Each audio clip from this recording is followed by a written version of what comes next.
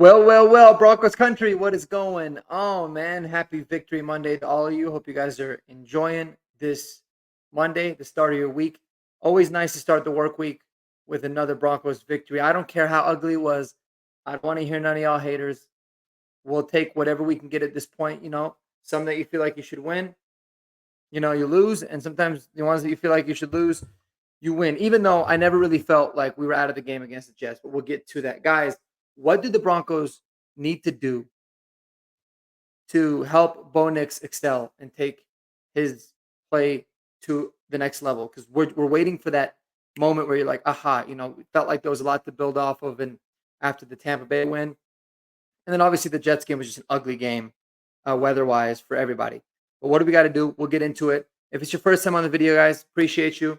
Check some of the other videos out. If you love Denver sports, you love fantasy sports, and you just love to chat with regular everyday fans like yourself that are unbiased and don't have any kind of agenda to push, then you know what? This is going to be a channel for you. So smash that subscribe button. It'll really help me out. All right, guys, let's get into it. What do the Broncos need to do around Bo Nix to allow for him to continue developing and to continue excelling, right? I think when I reviewed the All 22 film, which I finally got going on NFL Plus, you see a lot of growth in a lot of areas, specifically in Bo Nix's footwork. You can see that he's not as rattled. The game is starting to slow down a little bit for him. He's a lot more decisive, and he's been a lot better at taking care of the football.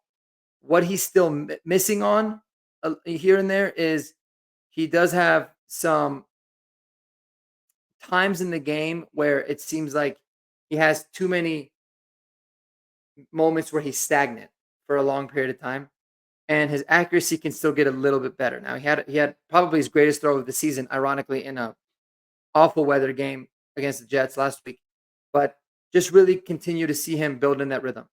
But what do we need to do offensively? What I liked a lot, and what I loved seeing in the Jets game, and what I really hope that we continue to see moving forward is the ability for this team to run the football in shotgun, whether it be out of pistol, whether it be out of just straight shotgun with a running back next to him, using different kinds of motion, but really spreading the defense out. Because you started to see it with the Jets, we would start to spread them out.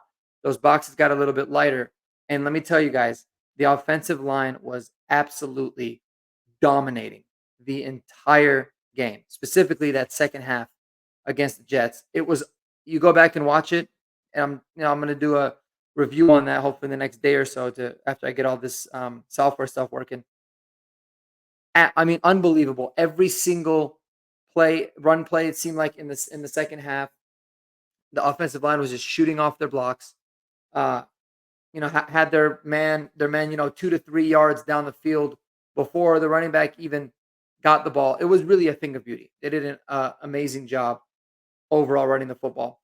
But I think what that does is not only is it going to help the run game out, which clearly helps Bo, but being able to spread them out keeps the defense on their toes. It's going to be able to make a lot more easy throws for Bo Nix in this offense. It's going to be able to allow for him to read better. He's a lot more comfortable. You can still tell in the shotgun versus being under center, but just being able to really spread it out, read the field, make a decision, and go. And what I like about them implementing that into the offense as well is it seems like on first down they're finding ways to get a healthy 5 to 7 yards, you know, and that's always a really good way to start any drive. If on first down you're getting 5 plus, and it's putting them in second and manageable and third and manageable downs, which is huge. And I also like that they're starting to really utilize his athleticism, not just in the run game, which is a huge threat because I think that's been helping a lot because you can see that a lot of the times, especially the DN, usually the pass rushing DN, he's locked in on one of them. So you can eliminate one of those 11 players on defense by having him be a threat. But I really like how they have him booting right, booting left, throwing on the run.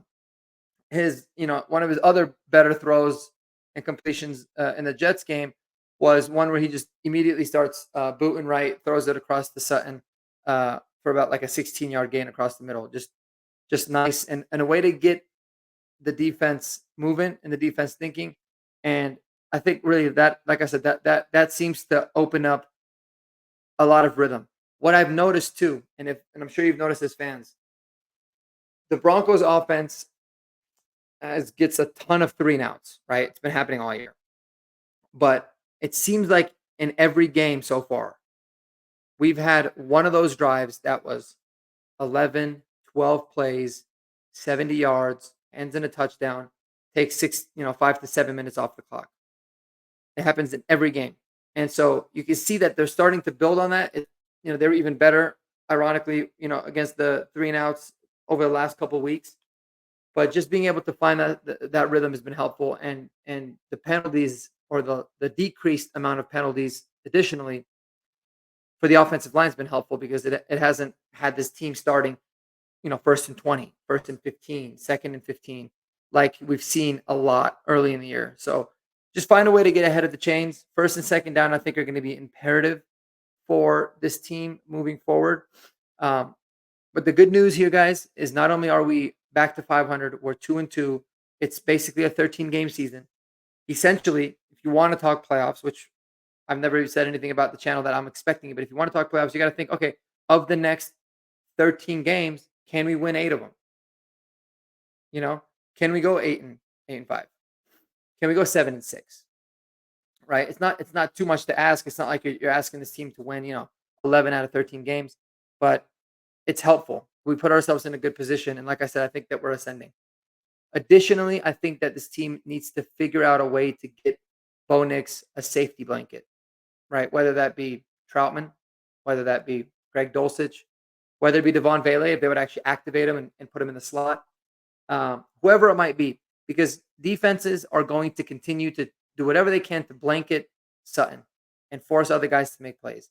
So we need to find somebody that you can consistently rely upon. Now, do I have that player in mind? I mean, you've seen flashes of Dulcich in the past, not necessarily this year. You've seen Josh Reynolds certainly make plays at times in spurts. You saw Vele was probably their best playmaker, arguably in the Week 1 game, but he's been a healthy scratch for the last 2 weeks. So there could be a lot of that. I think there's a lot of options, but it's just a matter of finding that person for the team. I like the idea of activating Vele and putting him in the slot, and really switching things up, and spreading the ball out. But it doesn't seem like really Sean Payton's content on that. So I guess we'll have to look and see. But I'm looking forward to seeing more, you know, spread formations, running out of the gun, getting the defense to not stack the box every single time and force them to cover, right? And it's also going to make the receivers that we have on this team, especially the young guys, really learn and develop how to win, those one-on-one matchups, how to be a little bit more savvy when it comes to their route running abilities, and the tough contested catches that they can make. But I would like to see Sean Payton start to trust other young players on this team a little bit more. You've seen him; he's starting to trust Troy Franklin a little bit more, right? He's playing him more. Obviously, they had no choice but to trust Alex Bolchevsky, and he's been great. But what happened with Vele?